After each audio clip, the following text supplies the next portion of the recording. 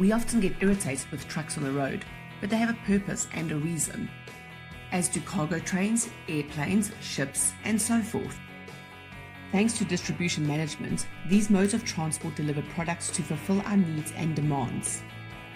Distribution activities include warehousing and storage, material handling, order processing, order picking, protective packaging, transportation and delivery. Important considerations for distribution management is to position inventories across the distribution network at the lowest cost investment relative to the highest acceptable customer service level.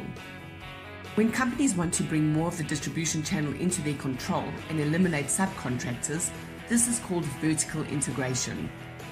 There are two types of vertical integration. Reverse vertical integration. Company owns some or all of the activities upstream from its operations, and it buys its suppliers to control the sourcing aspects of the business. Forward vertical integration is when one of the players in the supply chain acquires control of a downstream operation to increase control over the supply of products to the customer. Horizontal integration occurs when a company is being taken over by or merged with another company which is in the same industry. Distribution requirements or resource planning is a technique to ensure that inventories, both incoming and outgoing, are managed effectively. DRP determines the need to replenish inventory at branch warehouses. Materials Requirement Planning, MRP, meets the DRP in the Master Production Schedule, MPS. Orders come from the marketplace back through the various distribution centers to the Master Production Schedule, MPS. In a centralized distribution planning system, the decisions to replenish are made at the center and inventory is pushed to the downstream location. In centralized systems, the region makes their own decisions based on local knowledge of future demand and place orders on the next level of supply. Simply put, the output from the DRP is the information logistics will use to make detailed plans in terms of vehicle planning and dispatching, load scheduling, and so forth.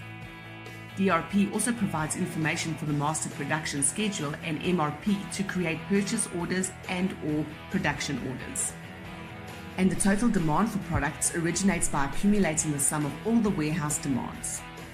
Time-phased order point, TPOP, is a mechanism for calculating demand in a distribution environment.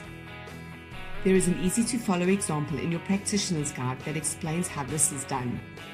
Fortunately, with today's technology, calculations are done on computerized systems, but it is important to understand the foundation.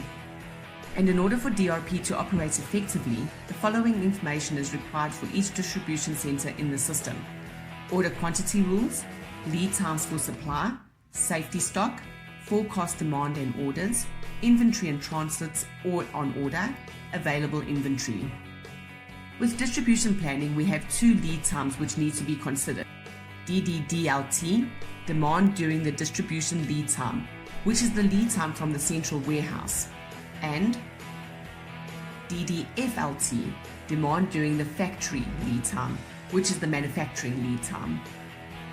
When planning distribution requirements, both of these lead times need to be taken into account. As you can see, in order to meet the demands of the end consumer in our distribution network, we must pay careful attention to the demands throughout the entire network.